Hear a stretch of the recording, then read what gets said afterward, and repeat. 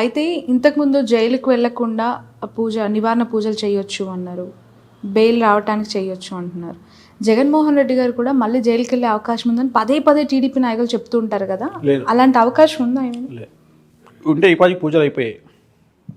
ఎవరో ఒకరు, ఆయన కాదు ఎవరో ఒకరు చేయిస్తారు కదా. పవన్ కళ్యాణ్ గారి వివాహానికి సంబంధించి మరొకసారి తెర మీదకి వచ్చిన అంశం, మూడో భార్యకి విడాకులు ఇస్తారా అని చెప్పి కూడా వైసీపీలో వన్ ఆఫ్ ద ఆరోపణలు చేసే కొన్ని కాంట్రవర్షియల్ స్టేట్మెంట్స్లో ఇది కూడా ఒకటి. 2024 జూలై వరకు అయితే అవకాశం ఉండదు, తర్వాత చెప్పలేం.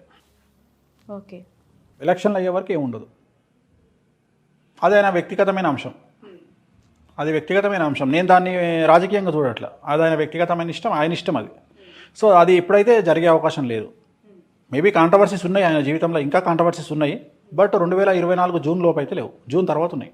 ఓకే, మీరు మొదటి నుంచి కూడా పవన్ కళ్యాణ్ గారి ఫ్యాన్స్ ద్వారా కొంత వ్యతిరేకత, అంటే ట్రోలింగ్ కావచ్చు, ఆరోపణలు కావచ్చు, లేదంటే కాంట్రవర్షియల్ స్టేట్మెంట్స్ వాళ్ళ నుంచి వినడం కావచ్చు జరుగుతున్నాయి కదా. పవన్ కళ్యాణ్ గారికి మీరు చెప్తున్న మంచిని గ్రహించట్లేదని మీరు పదే పదే అంటారు. ఎస్, మీరు ఏం మంచి చెప్పారు ఆయనకి? మస్తు చెప్పిన. ఆయనకు చెప్పేటోడు లేడు ఫస్ట్. అసలు ఆయనకు చెప్పగలిగిన మొగోడే లేడు ఆయన పక్కకు. ఎవడు చెప్తాడు? పవన్ కళ్యాణ్కు చెప్పగలిగిన దమ్మ ఎవరికి ఉంది? గురూజీకి ఉంది. గురూజీ అంటే త్రివిక్రమ్ శ్రీనివాస్ ఆయన చెప్పాడు. ఇంకెవరు చెప్తారు? మనోహర్ చెప్పాడు. చిరంజీవి గారు ఆస్కు రూల్ అవుట్. ఇంకోటి ఆయన ఎవరు మాటినాడు, అయిపోయింది, కథ. ప్రతి వ్యక్తి జీవితానికి ఒక గురువు అనేవాళ్ళు అవసరం అంటారా? అవసరం. గురువే కాదు, తల్లి, తండ్రి, అన్న, తమ్ముడు, చెల్లె, అక్క, తల్లి, ఎవడో ఒకడు. గురువు అనేవాళ్ళు గురుత్వాన్ని స్వీకరించి వస్తేనే కాదు కదా. ఇప్పుడు ఒక టైంలో ఒక భర్తకు ఒక భార్య కూడా గురువే. చాలామంది అరే పెళ్ళైనాక ఎందుకు పెళ్లి చేస్తారు అసలు మగవాడికి అంటే, వీడు ఎవ్వరి మాట వింటలేడు, వీడు కావరం బట్టి తిరుగుతున్నాడు, పెళ్లి చేస్తే పెళ్ళాం మాటిని సెట్ అవుతాడని చేస్తారు. ఓ, ఇది పనిష్మెంట్ అయితే? పనిష్మెంటే కానీ మంచి పనిష్మెంట్. మగవాళ్ళందరికీ తెలియదు అయితే ఇప్పటి వరకు. ఇప్పుడు పెళ్ళాం మీద ప్రేమతోనో, బిడ్డల మీద ప్రేమతోనో, జీవితంలో సర్దుకుపోయే మనస్తత్వంతో సెట్ అవుతాడు అని చేస్తారు. భార్య కూడా గురువే, ఎందుకు కాదనుకోవాలి? భర్త కూడా గురువే, తండ్రి గురువే, తల్లి గురువే. అట్లాంటి సందర్భంలో గురువు అనేవాడు వీళ్ళు చెప్తే ఇంటలేరు అని గురువుని తీసుకొచ్చి పెట్టాడు. ఎందుకు? పెళ్ళాం చెప్తే మొగడేమంటాడు, నీ మాటి నాన్న పో అంటాడు. పెళ్ళాం కూడా నీ మాటి నాన్న పో అంటది. అందుకని వీళ్ళిద్దరు కలిసి నా దగ్గరకు వస్తారు. సో అట్లాంటి వాళ్ళకి నేను చెప్పేటప్పుడు వినాలి. సో నేను చెప్పే దాంట్లో నేను హార్ష్గా చెప్పొచ్చు, తెలంగాణ స్టైల్లో మాట్లాడవచ్చు, కానీ నా కంటెంట్ అంతా కూడా బాగుపడాలనే ఉద్దేశమే. నేను పవన్ కళ్యాణ్ గారు సీఎం కావాలి అనే కోరిక నాకు ఉంది. పవన్ కళ్యాణ్ గారు అంటే విపరీతమైన పిచ్చి. ఓకే, పవన్ కళ్యాణ్ గారి సినిమాలలో కనీసం 10 సినిమాలకు నేను ముహూర్తం పెట్టిన, ఆయన సినిమాలకు ముహూర్తం చేసిన. ఓకే, ఆయనతోని 1-2-3 సినిమాలకు ఆయనతో కూర్చొని గంటలు ట్రావెల్ చేసిన, చూడాలని ఉంది ఇలాంటి సినిమాలకు. సో నాకు చాలా ఇష్టమే పవన్ కళ్యాణ్ గారు అంటే, కాదని నేనేం చెప్పట్లా. కానీ ఇష్టం వేరు, ఆయన అభివృద్ధిలోకి వస్తే చూడాలనే కాంక్ష వేరు.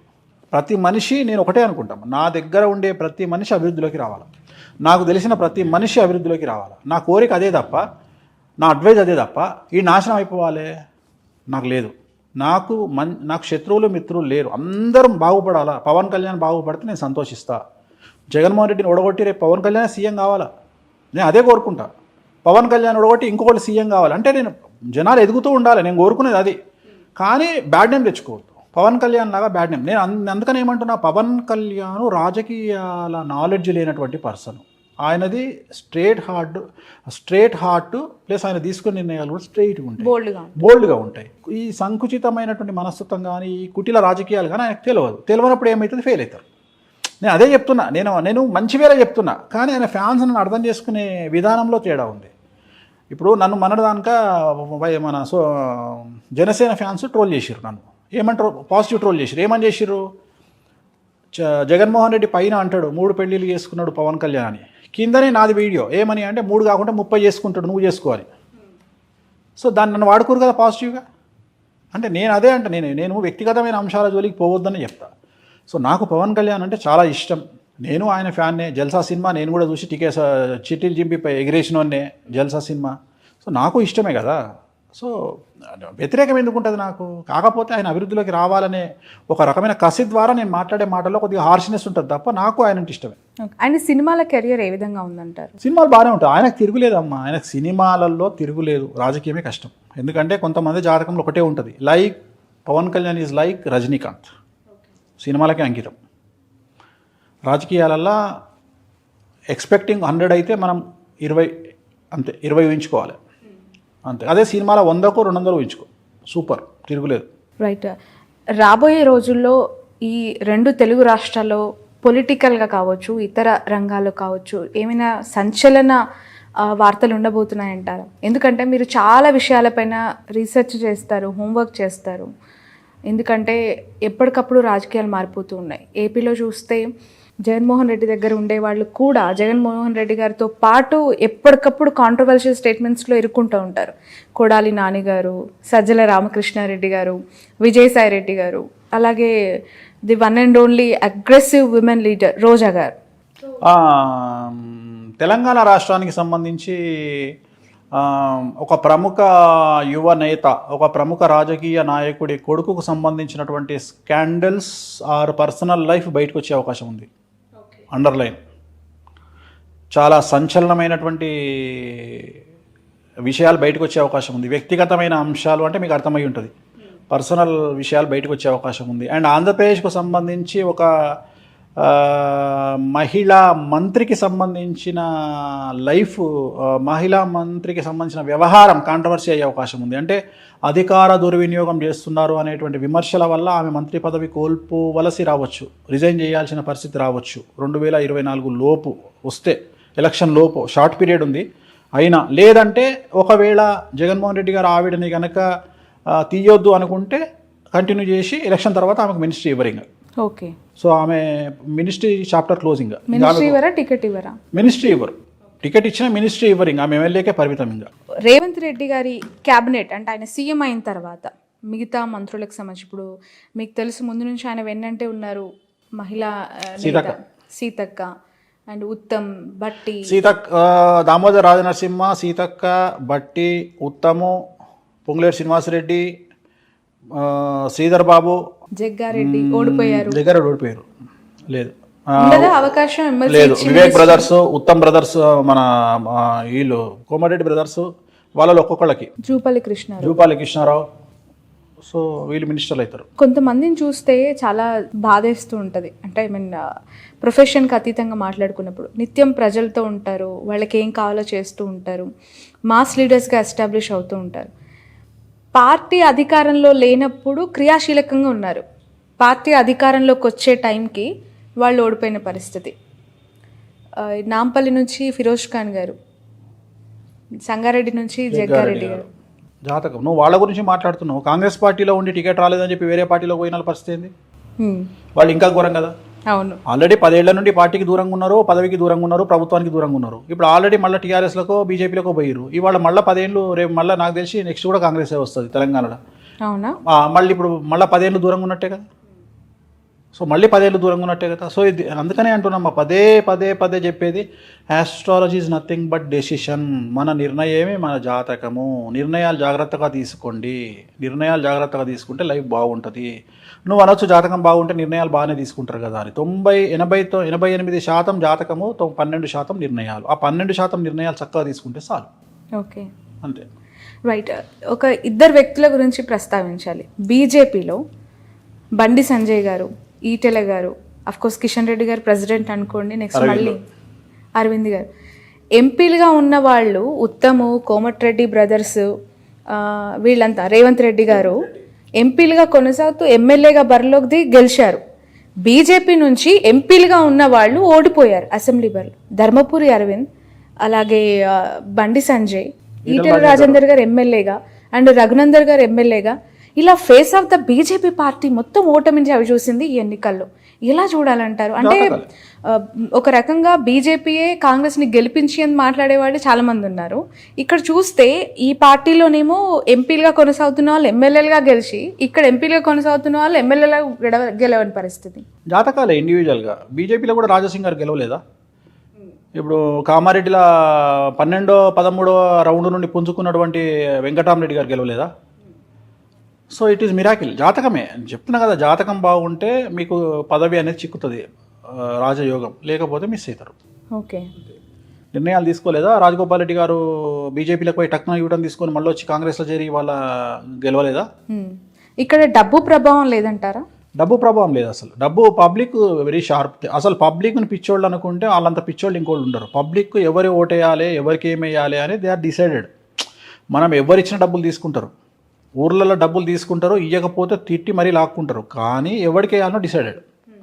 లీడరు పార్టీ మారినంత మాత్రాన క్యాడర్ మారుతుంది అనుకుంటే తప్పు. ఎప్పుడు క్యాడర్ ఫిక్స్ అయి ఉంటుంది, లీడరే కన్ఫ్యూజన్లో ఉంటాడు ఎప్పుడే, కానీ క్యాడర్ ఎప్పుడు పర్ఫెక్ట్గా ఉంటుంది. ఎవరికి ఓట్లు వేయాలి అనేది క్యాడర్ పర్ఫెక్ట్గా ఉంటుంది. క్యాడర్ని ఎప్పుడు తిట్టొద్దు, పబ్లిక్ని కూడా ఎప్పుడు తిట్టొద్దు, పబ్లిక్ క్లారిటీతో ఉంటారు. ఓకే, బీజేపీ విషయానికి వస్తే ఒకసారి ఆ పార్టీకి సంబంధించి గతం ఒక్కసారి చూద్దాం. ప్రెసిడెంట్గా బండి సంజయ్ గారిని తీసేసిన తర్వాత రాష్ట్ర వ్యాప్తంగా ఒక సింపతి రేజ్ అయింది. ఆయన అసెంబ్లీలో గెలిచే అవకాశం ఉందని మాట్లాడిన వాళ్ళు చాలామంది ఉన్నారు.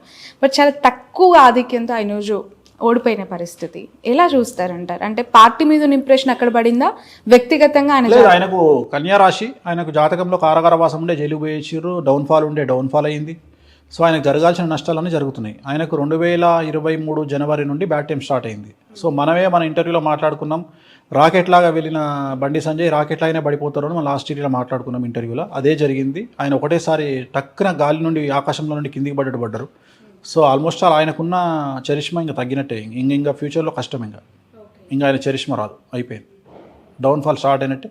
ఇంకా తెలంగాణలో కూడా బీజేపీ అనేది కష్టమే. ఇప్పుడు రేపు బీజేపీలో గెలిచిన వాళ్ళు కానీ, కాంగ్రెస్లో మన టీఆర్ఎస్లో ఉన్న వాళ్ళు కానీ ఎంతమంది మళ్ళీ కాంగ్రెస్లోకి వస్తారు అనేది, అసలు ఎంతమంది ఉంటారు ఆ పార్టీలలో అనేది it is $1 million question. But ఎన్నికలకు ముందు వచ్చిన వాళ్ళకి ఇప్పుడు గెలిచిన తర్వాత వచ్చే వాళ్ళకి ప్రయారిటీస్ ఏమైనా డిఫరెన్స్ ఉంటాయి? విజయశాంతి గారు చాలా చివరి నిమిషంలో వచ్చారు. ఆమెకు ఉంటుంది ప్రయారిటీ అనేది. ఆమె కంటెస్టెంట్ కాదు, ఆమె ఎంపీగా పోతుంది రేపు పొద్దున.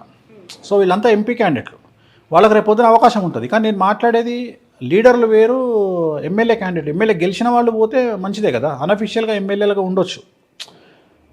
ఇప్పుడు మన ఆంధ్రాలో వల్లభనేని వంశీలాగా. సో అట్లా ఉంటే ఉండొచ్చు, అన్అఫీషియల్గానే పార్టీలో కంటిన్యూ అవుతూ అట్లా కంటిన్యూ అయ్యే వాళ్ళు ఉంటారు. ఓకే, చేరికలు, జంపింగ్లు, జిపాంగులు చాలా ఉంటాయి తెలంగాణలో. అవునా? చాలా ఉంటాయి.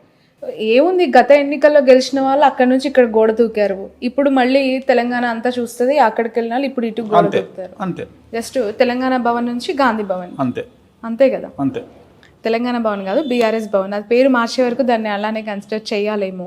కవిత గారికి సంబంధించి లిక్కర్ అవకాశం ఉంది.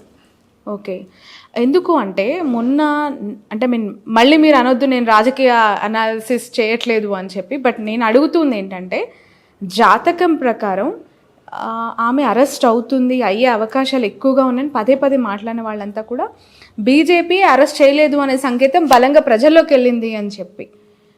ఆమెకి ఎలా ఉందంటారు ప్రెడిక్షన్? అంటే జాతకం, తన జాతకంలో కారాగారవాసం ఉంది, జైలు పోయే యోగం ఉంది. సో అది లిక్కర్ కేసులనే వెళ్తుందా లేకుంటే వేరే కేసులు వెళ్తుందా అనేది మనం చెప్పలేము. ఎందుకంటే మనం జరుగుతుంది అని చెప్తాం, కానీ ఎలా జరుగుతుంది అని చెప్పేంత క్లారిటీ మనకు ఉండదు. చంద్రబాబు నాయుడు గారి గురించి అయినా మనం వెళ్తాడు అని చెప్పినాం, కానీ ఏ కేసులు వెళ్తాడు అనేది మనం క్లారిటీ ఇవ్వాలి. రేపు పొద్దున తెలంగాణలో ఇప్పుడు నేను చెప్పిన 8-9 మంది లీడర్లు కూడా ఏ కేసులో వెళ్తారో నేను చెప్పలేను, కానీ ఖచ్చితంగా వాళ్ళ కారాగార వాసం ఉంటుంది. కవితకు కూడా ఖచ్చితంగా వాసం ఉంది, అంటే ఖచ్చితంగా అలాంటి పరిస్థితికి వెళ్ళే అవకాశం ఉంది, కాబట్టి జాగ్రత్తగా ఉండాలి.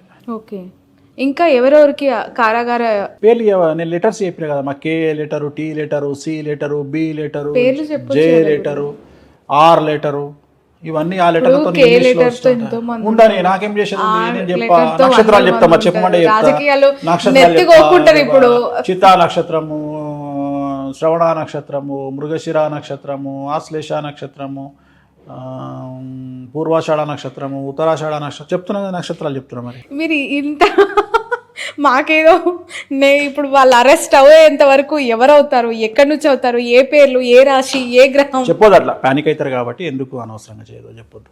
అయితే రాజకీయాల్లో ఉన్న వాళ్ళు ఒకటి మెంటల్గా ఫిక్స్ అయ్యి రావాల్సిన జైలు పోతాం సిద్ధంగా ఉండాలి. సిద్ధంగా ఉండాలా? ఇది ఇప్పుడు నువ్వు డైరెక్ట్గా చెప్పొచ్చు టీవీలో, మీరు ప్రిపేర్ అయ్యి ఉంటేనే రండి. అదొక డిగ్రీ, సెంటిమెంట్ అయిపోయింది. డిగ్రీ అది క్వాలిఫికేషన్. దేశవ్యాప్తంగా కూడా ఇలా అందరూ అంతే కదమ్మా. ఓకే, ఇప్పుడు అందరూ అంతే. ఇవాళ ఇంతకుముందు పాలించిన కేంద్ర మంత్రి జైలుకు పోయి ఇచ్చినోడైనా, ఇప్పుడున్న కేంద్ర మంత్రి జైలుకు పోయి ఇచ్చినోడైనా మన హోమ్ మినిస్టరు. సో వాళ్ళని బేస్ చేసుకొని మనం ఏం ఓట్లేస్తలేం కదా. సో దాని లెక్క దాందే, దీని లెక్క దీందే. సో జనాలు మారుతున్నారు, అదే దేశకాలం ఉన్న పరిస్థితులు, అందుకనే మారుతున్నారు. వాటిని పట్టించుకోవట్లా. ఇప్పుడు బండి సంజయ్ మీద అదే సింపతి కంటిన్యూ అయితే అలా బండి సంజయ్ గెలవాలి. ఎందుకు ఓడిపోయాడు అంటే జనాలు మర్చిపోయారు, చాలా తొందరగా మర్చిపోతారు. సో ఆయన త్యాగాలు కానీ అవన్నీ కానీ పార్టీ వాళ్ళే మర్చిపోతారు. జాతకం, ఆ జాతకం అంతే. బట్ ఆయన ప్రెసిడెంట్గా ఉండుంటే బీజేపీ పార్టీ పరిస్థితి ఇలా ఉండేదంటారా? ఇవాళ సెకండ్ పొజిషన్లో ఉండేది బీజేపీ. ఒక 35 నుండి 40 సీట్లు వచ్చేవి. టీఆర్ఎస్కి వచ్చిన సీట్లు బీజేపీకి వచ్చేవి, బీజేపీకి వచ్చిన సీట్లు టీఆర్ఎస్కి వచ్చేవి. అంత వ్యత్యాసం ఉండేదా? మరి అదే దాన్నే పదవి అంటారు. రేవంత్ రెడ్డికి ముందు కాంగ్రెస్కి ఎందుకు లేదు ఇంత కాంప్రమైజ్? సీఎం కావాలనే కోరిక అందరికీ ఉంటుంది, కానీ కష్టపడేటోళ్ళు రేవంత్ రెడ్డి లాంటి వాళ్ళు ఒక్కలే ఉంటారు. దానికి కేసులు కొట్లాడాలి, నారా తీస్తాడు. కేసీఆర్ లాంటి వాడు ఉంటే దాన్ని తట్టుకునే శక్తి ఉండాలి. బిడ్డ ఎంగేజ్మెంట్కి కూడా పోలేనటువంటి పరిస్థితిలో ఉంటారు, అవి కూడా తట్టుకోవాలి. ఇవన్నీ తట్టుకుంటేనే సీఎం పదవి వస్తుంది. సీఎం పదవి ఏమి ఉత్తగా రాదు. లేకపోతే ఈ నూనె ఇద్దరం కలిసి ఆడే కూర్చుంటుంది సీఎం పదవిలో. చాలా కష్టపడాలి సీఎం పదవి అంటే. సో అంత దమ్మున్నాడే సీఎం అవుతాడు. కాంప్రమైజ్ అయ్యేటాడు, అంత దూరం పోయినాడు కాంప్రమైజ్ అయ్యేటాడు, వెళ్ళిపోతాడు.